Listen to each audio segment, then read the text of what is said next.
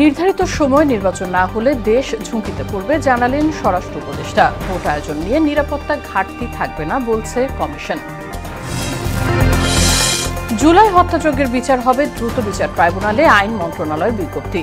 হাসিনা কামাল খালাস পাবেন আশা স্টেট ডিফেন্সের। অভ্যুত্থান পরবর্তী রাজনৈতিক অনৈক্যে হতাশ বিএনপি। আগামী সংসদে নির্ধারকের ভূমিকায় থাকার দাবি এনসিপির।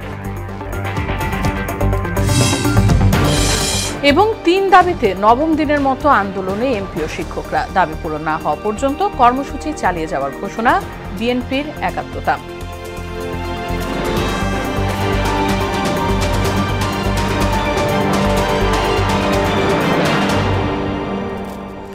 আসসালামু আলাইকুম, সবাইকে স্বাগত মোহনা সংবাদে। শুনছিলেন শিরোনাম, পুরো সংবাদের সঙ্গে আছে রাশিদা সুলতানা রিঙ্কু। নির্ধারিত সময়ে নির্বাচন না হলে দেশ ঝুঁকির মুখে পড়বে বলে মন্তব্য করেছেন স্বরাষ্ট্র উপদেষ্টা জাহাঙ্গীর আলম চৌধুরী। তবে সুষ্ঠু ভোট আয়োজনে পুলিশকে প্রস্তুত করা হচ্ছে। বিকেলে সচিবালয়ে কোর কমিটির বৈঠক শেষে এসব কথা বলেন স্বরাষ্ট্র উপদেষ্টা। কয়েকদিন বিভিন্ন স্থানে অগ্নিকাণ্ডের ঘটনা নাশকতা কিনা তা তদন্তের পর জানা যাবে উল্লেখ করে তিনি বলেন, চলতি সপ্তাহের মধ্যে হযরত শাহজালাল আন্তর্জাতিক বিমানবন্দরের গেট খুলে দেওয়া হবে। গত 3টা নির্বাচন যেটা অবৈধ নির্বাচন, ওইগুলিতে যারা পার্টিসিপেট করছে তাদের আমরা যতটা সম্ভব তাকে দূরে রাখার চেষ্টা করব। অনেকগুলি কমিটিও করে দেওয়া হয়েছে এবং এটা কি কারণ এগুলি তারা ইনভেস্টিগেশন করতেছে, করার পরে আমরা জানতে পারবো কি কারণে হয়েছে। ইনভেস্টিগেশনের আগে আমি বলতে পারবো না এটা কি। ত্রয়োদশ জাতীয় নির্বাচন ঘিরে নিরাপত্তার শঙ্কা দেখছে না কমিশন। দুপুরে আগারগাঁয়ে আইনশৃঙ্খলা বাহিনীর সঙ্গে প্রাক প্রস্তুতি সভা শেষে ইসির সিনিয়র সচিব আক্তার আহমেদ বলেন, নির্বাচনে প্রায় 1 লাখ সেনা দায়িত্ব পালন করবে। পাশাপাশি মোতায়েন থাকবে 7 লক্ষাধিক পুলিশ ও আনসার সদস্যরা, যারা ভোটের আগে পরে 8 দিন মাঠে থাকবেন। ইসি সচিব জানান, বর্তমানের মতো বেসামরিক প্রশাসনকে সহায়তা দেবে সেনাবাহিনী। এমআর আসাদের রিপোর্ট। ফেব্রুয়ারির জাতীয় নির্বাচন ঘিরে ধারাবাহিক সংলাপ করছে নির্বাচন কমিশন। এর অংশ হিসাবে সোমবার আইন শৃঙ্খলা বাহিনীর প্রতিনিধিদের সঙ্গে মতবিনিময় করে পূর্ণ কমিশন। ভোটকেন্দ্রের নিরাপত্তা, অবৈধ অস্ত্র ও কালো টাকার প্রভাব রোধ সহ নানা বিষয়ে আলোচনা হয় সেখানে। এ নিয়ে পরে ব্রিফ করেন ইসির সিনিয়র সচিব আক্তার আহমেদ। জানান, নির্বাচনের নিরাপত্তা শঙ্কা নেই। আগে পরে 8 দিন আইন শৃঙ্খলা বাহিনী মোতায়েন থাকবে। অবশ্যই নির্বাচন করার মতন পরিবেশ আছে এবং সেটাই আরো সংহত করার জন্যই আজকের আলোচনা এবং এটা চলমান থাকবে। 5 দিনের ডিপ্লয়মেন্ট প্রোগ্রাম করা হয়, সেখানে একটা প্রস্তাব এসছে এটা যেন 8 দিন করা হয়। নির্বাচনের আগে 3 দিন, নির্বাচনের দিন এবং নির্বাচন পরবর্তীতে 4 দিন। তো আমাদের ইনিশিয়াল প্রোগ্রামিং ছিল, প্ল্যানিং ছিল 5 দিন, এখন প্রস্তাবনাটা এসছে 8 দিন। এটা আমরা পরীক্ষা করে দেখব। সেনাবাহিনী মাঠ পর্যায়ে তারা কাজ করছেন, ডিপ্লয়মেন্ট আছে ইন টু সিভিল পাওয়ার। তাদের অবস্থানটা কি হবে সেটা আমরা বলেছি যে আমরা নীতিগতভাবে তারা যে অবস্থানে যে যার অবস্থানে আছেন, এইটা সেনাবাহিনীর কথা বলেছেন 90,000 থেকে 1 লক্ষ। যদিও চূড়ান্ত সিদ্ধান্তের আগে বাজেট নিয়ে আরও আলোচনা করতে চায় নির্বাচন কমিশন। সচিব বলেন, প্রত্যেক বাহিনী নিজস্ব উদ্যোগে বিশেষ প্রশিক্ষণ পরিচালনা করছে। সবগুলো বাহিনী তাদের নিজস্ব ব্যবস্থাপনায় নির্বাচনকে সামনে রেখে তাদের বাহিনীদেরকে প্রশিক্ষিত করার একটা কার্যক্রম গ্রহণ করেছেন। প্রত্যেকটা ইউনিটে একটা বাজেট তাদের খরচ আছে, প্রশিক্ষণের সাথে প্রত্যেকটা সাথে খরচ আছে, সেগুলোও আমাদেরকে দিবেন। আমরা এটা ইলেকশন বাজেটের সাথে যেটা সম্পর্কিত সেটা বাজেটটা করব। অবাধ, সুষ্ঠু, শান্তিপূর্ণ নির্বাচন আয়োজনে সেরা কর্মপরিকল্পনা তৈরির কথাও বলেন সিনিয়র সচিব আক্তার আহমেদ। লক্ষ্য একটাই, অবাধ, সুষ্ঠু, পার্টিসিপেটরি একটা নির্বাচন। এমআর আসাদ, মোহনা সংবাদ, ঢাকা। জুলাই আন্দোলন দমনের উদ্দেশ্যে হত্যার অভিযোগে দায়ের করা মামলার মধ্যে আন্তর্জাতিক অপরাধ ট্রাইব্যুনালে চলমান ছাড়া অন্যগুলো বিচার হবে দ্রুত বিচার ট্রাইব্যুনালে। এক সংবাদ বিজ্ঞপ্তিতে এই তথ্য জানিয়েছে আইন মন্ত্রণালয়। এদিকে হাসিনা কামালের বিরুদ্ধে ট্রাইব্যুনালে আনিত অভিযোগ প্রমাণে প্রসিকিউশন ব্যর্থ হওয়ায় তার আসামিরা খালাস পাবেন বলে প্রত্যাশা জানান স্টেট ডিফেন্স আমির হোসেন। মানবতা বিরোধী অপরাধ মামলার 6ষ্ঠ দিনের যুক্তিতর্ক উপস্থাপনে কথা বলেন তিনি। মেজবা রহমানের রিপোর্ট। জুলাই আগস্টে সংঘটিত মানবতা বিরোধী অপরাধ মামলায় আরও এক ধাপ অগ্রগতি হয়েছে। হাসিনা সহ 3 আসামির বিরুদ্ধে 28 কর্মদিবসে 54 সাক্ষীর সাক্ষ্য গ্রহণের উপর রাষ্ট্রপক্ষের যুক্তি খণ্ডন শেষ। সোমবার যুক্তি উপস্থাপন শুরু করেছেন আসামি পক্ষের রাষ্ট্রনিযুক্ত আইনজীবী। বিচার বিভাগে একটি রায় দিয়েছে। ট্রাইব্যুনালের আইনি সীমাবদ্ধতার কথা উল্লেখ করে রাষ্ট্রনিযুক্ত আইনজীবী আমির হোসেন বলেন, হাসিনা কামালের খালাস পাওয়া উচিত। মূল আইনের সাক্ষ্য আইন, তারপরে সিআরপিসি, তারপরে আর অনেক কিছু বিভিন্ন জায়গায় এটার একটা সীমাবদ্ধ করে রেখেছে। সেটা যেই করুক, শেখ হাসিনা আমলে সরকার করুক অথবা বর্তমান সরকারই করুক, এইরকম একটি আইনে যখন কোনো আসামির বিচার হয় সেই বিচারটা প্রশ্নবিদ্ধ থেকে যায়। আসামিদের বিরুদ্ধে আনিত অভিযোগ প্রমাণের প্রসিকিউশন ব্যর্থ হয়েছে বলেও মনে করেন আমির হোসেন। আমি মনে করি সাবেক প্রধানমন্ত্রী শেখ হাসিনা একজন নিরপরাধ ব্যক্তি এবং তার বিরুদ্ধে যে সমস্ত চার্জ আনিত হয়েছে সেই চার্জগুলি সঠিক নয় এবং সাক্ষ্য প্রমাণেও তা প্রমাণ করতে সক্ষম হন নাই। যেহেতু সাক্ষ্য প্রমাণে সক্ষম হনের আমার অভিমত, অতএব এই সাবেক প্রধানমন্ত্রী শেখ হাসিনা এবং আসাদুজ্জামান খান কামাল ওনারা খালাস পাবেন। এদিকে জুলাই আন্দোলনে সাভারের আশুলিয়ায় 6 লাশ পড়ানো সহ 7 জনকে হত্যা মামলায় 12 দিনের সাক্ষ্য গ্রহণ শেষ হয়েছে।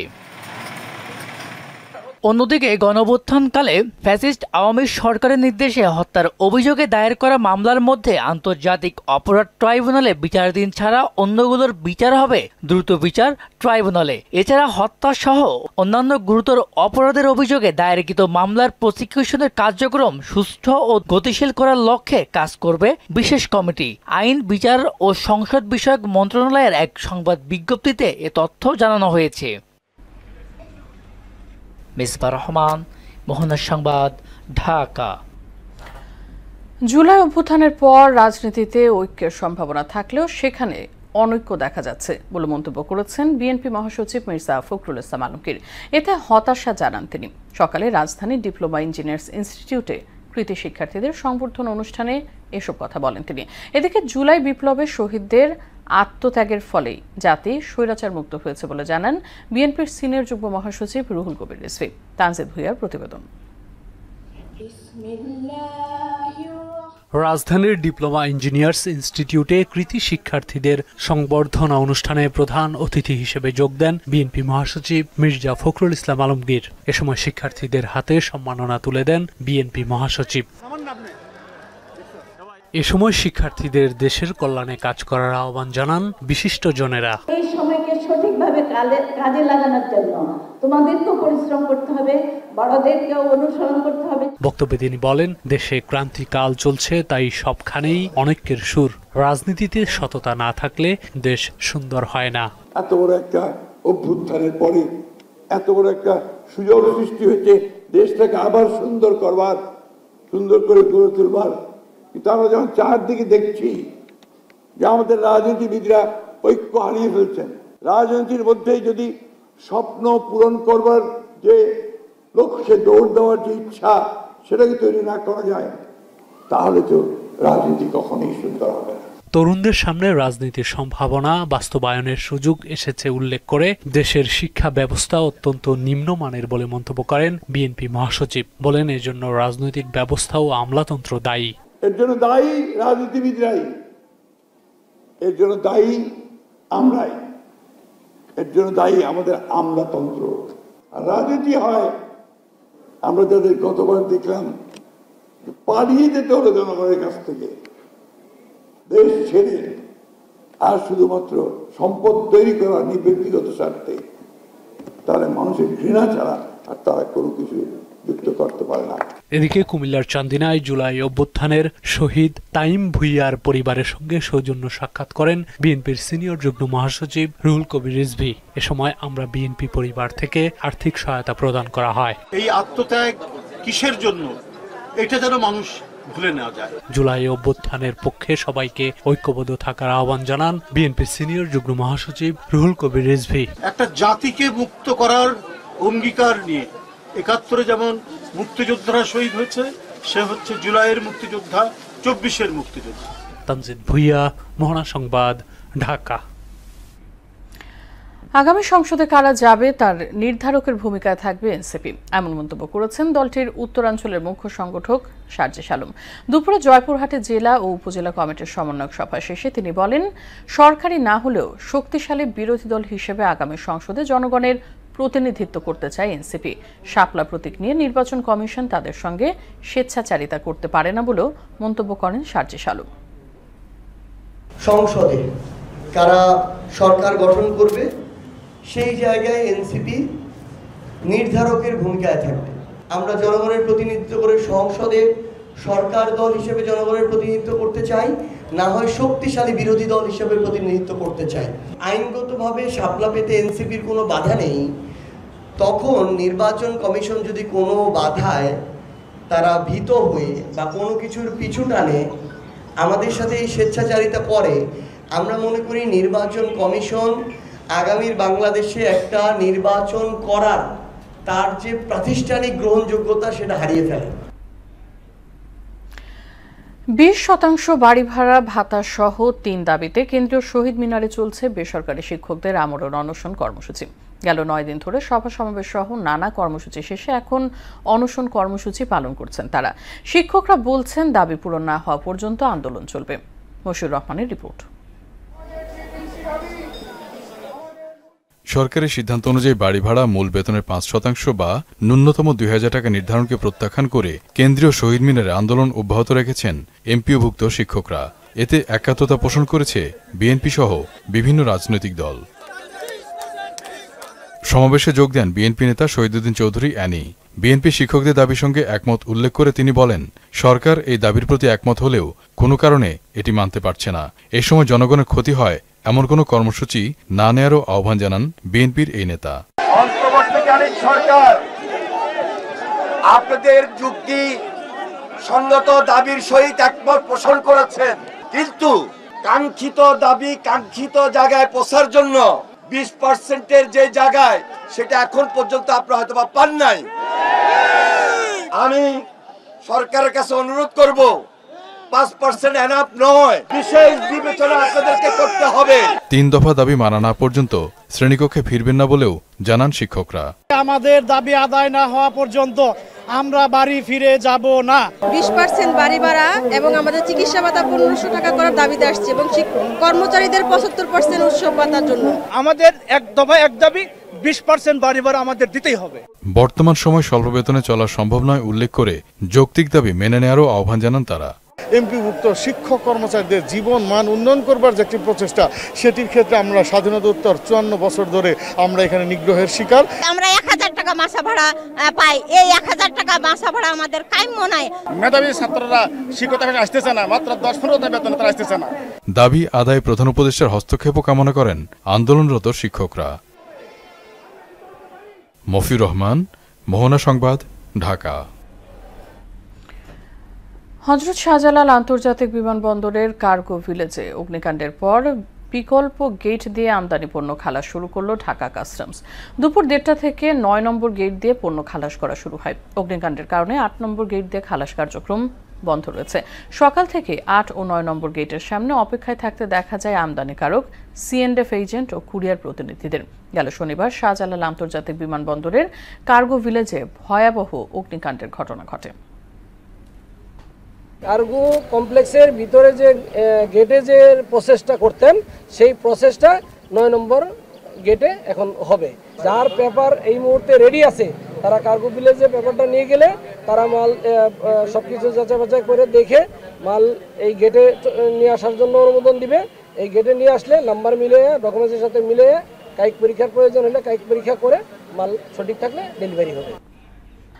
5 আগস্টে জয়পুরহাট সদর থানায় হামলা ভাঙচুরের অগ্নিসংযোগে লুট হয়ে যায় 111টি আগ্নেয়াস্ত্র, প্রায় 12,000 গোলাবারুদ। পুড়ে যায় মামলার আলামত ও নথিপত্র। লুট হওয়া অস্ত্রের 97টি ইতোমধ্যে উদ্ধার হয়েছে। অপরাধ বিশ্লেষকরা বলছেন, বাকি অস্ত্রসহ মামলার আলামত নথি উদ্ধার করতে না পারলে ভয়ঙ্কর অপরাধীরা পার পেয়ে যাবে। অন্যদিকে আগামী নির্বাচন সুষ্ঠু ও শান্তিপূর্ণ করার ক্ষেত্রে আশঙ্কা সৃষ্টি হবে। জয়পুরহাট থেকে মিলন রায়হানের প্রতিবেদন, জানাচ্ছেন তাসিন তারিন। গেল বছরের 5ই আগস্ট শেখ হাসিনা দেশ থেকে পালানোর পর জয়পুরহাট সদর থানা ও সার্কেল অফিসে হামলা, ভাঙচুর সহ অগ্নিসংযোগ করে দুর্বৃত্তরা। সেদিন থানার অস্ত্রাগার থেকে লুট হয়ে যায় 111টি আগ্নেয়াস্ত্র ও প্রায় 12,000 গোলাবারুদ। এর মধ্যে এখনো উদ্ধার হয়নি 14টি আগ্নেয়াস্ত্র ও 4,500 গুলি। এইসব অস্ত্র উদ্ধার না হওয়ায় আতঙ্কে স্থানীয় সাধারণ মানুষ ও রাজনৈতিক নেতারা। দেশের যে সার্বিক পরিস্থিতি, আইন শৃঙ্খলা পরিস্থিতি সহ বিভিন্ন ক্ষেত্রে আমরা সেই অনুকূল পরিবেশটা এখন দেখতে পাচ্ছি না। অস্ত্র উদ্ধার না হয় তাহলে সাধারণ মানুষ একটি শঙ্কার মধ্যে রয়েছেন। এখনো 14-র অধিক অস্ত্র বাহিরে পরিত্যক্ত অবস্থায় বাহিরে আছে। এই অস্ত্রগুলো উদ্ধার হওয়া অত্যন্ত জরুরি। এই অস্ত্র বাহিরে রেখে নির্বাচনকে আসলে একটি আশঙ্কার মধ্যে থাকে।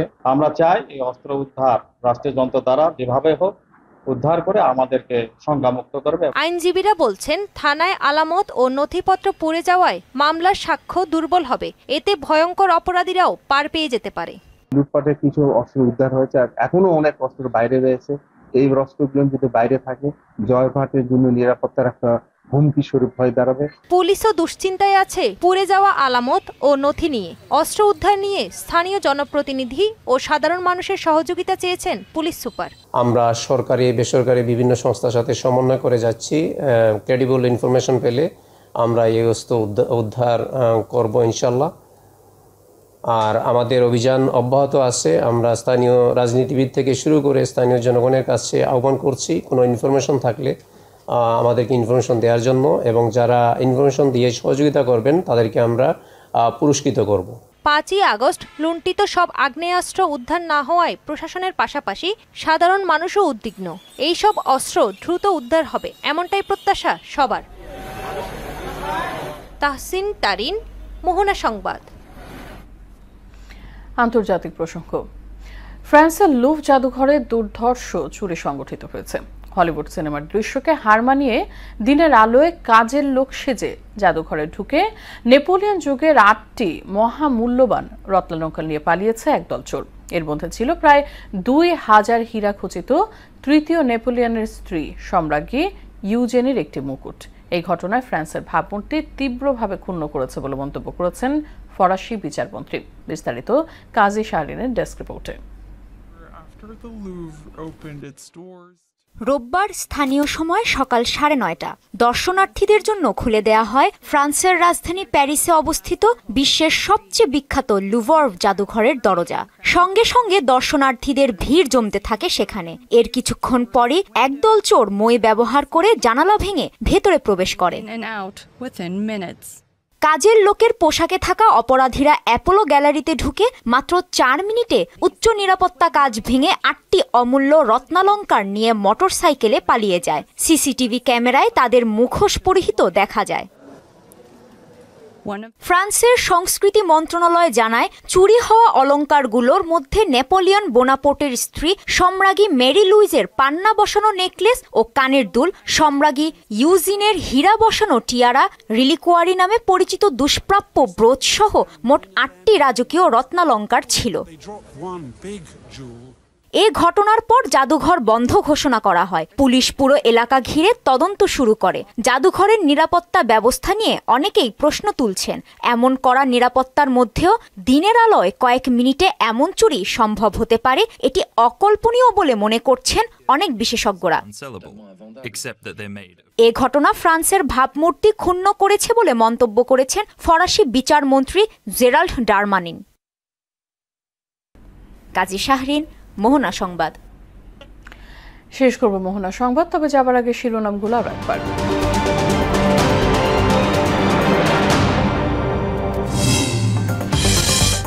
নির্ধারিত সময় নির্বাচন না হলে দেশ ঝুঁকিতে পড়বে জানালেন স্বরাষ্ট্র উপদেষ্টা। ভোট আয়োজন নিয়ে নিরাপত্তা ঘাটতি থাকছে না বলছে কমিশন। জুলাই হত্যাযজ্ঞের বিচার হবে দ্রুত বিচার ট্রাইব্যুনালে, আইন মন্ত্রণালয়ের বিজ্ঞপ্তি। হাসিনা কামাল খালাস পাবেন আশা স্টেট ডিফেন্সের। অভ্যুত্থান পরবর্তী রাজনৈতিক অনৈক্যে হতাশ বিএনপি, আগামী সংসদে নির্ধারকের ভূমিকায় থাকার দাবি এনসিপির।